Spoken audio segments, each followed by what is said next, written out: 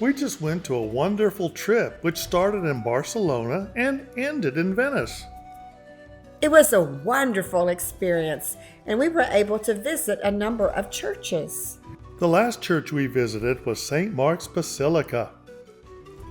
It was a sight to behold, and we learned a lot about how the design and various works of art were inspired by Scripture and spirituality. This made me wonder, who was Mark, and why was a book written by someone who is not an original apostle or disciple of Jesus able to write one of the Gospels? Well, first, let's look at Mark. Mark was born in Cyrene, present-day Libya, around 15 AD to his wealthy mother, Mary. They moved to Cana, which is near Jerusalem, where she allowed early Christians to meet at her house. Is this where Mark met the apostles he would later travel with? More than likely. Plus, Mark's cousin was Barnabas. Small world. Mark is mentioned a number of times in Acts and is referred to as John Mark and Mark the Evangelist. Those crazy biblical names again. We need to remember that it was common for many people to have both a Semitic name, such as John, and a Roman name, such as Mark. Okay. In Acts, we find that Mark became a companion of the Apostle Paul and Barnabas. Tradition holds that Mark was an interpreter of the Apostle Peter and wrote down Peter's eyewitness accounts and preaching of Jesus. That may explain why there seems to be a stronger emphasis on Peter in the book of Mark. Good thought.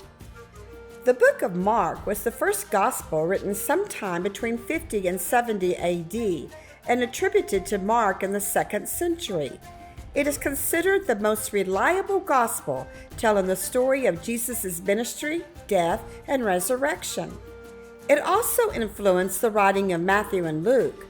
Being reliable, influencing others, and being based on the recollection of Peter elevated the writing to be included as a gospel. That makes sense. I understand that being attributed to Mark gives it credibility due to his knowledge of Peter's first-hand account. Exactly! Just to be clear, modern scholars feel it is inconclusive as to who actually wrote the book of Mark because of a lack of internal evidence of the authorship. Many scholars feel Mark may have been a source of information.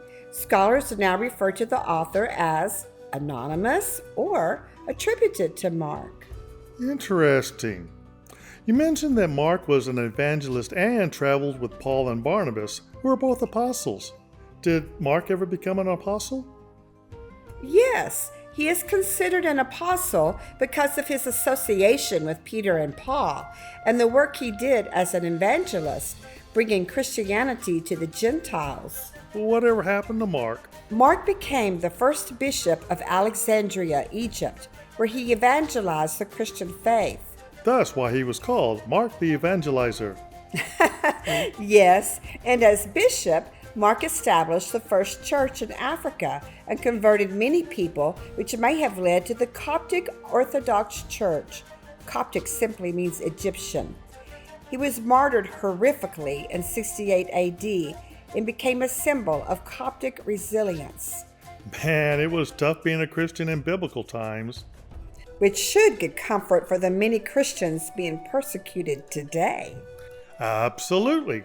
The symbol of Mark is the winged lion, and it serves as a reminder of St. Mark's evangelistic role. The lion's roar is John's voice, the wings are the divine inspiration of the gospel, and the lion itself represents the power and kingship of Christ. Around 828 AD, Mark's body was stolen by Venetian merchants. The thieves hid his body in a shipment of pork so the Muslim inspectors would not touch it.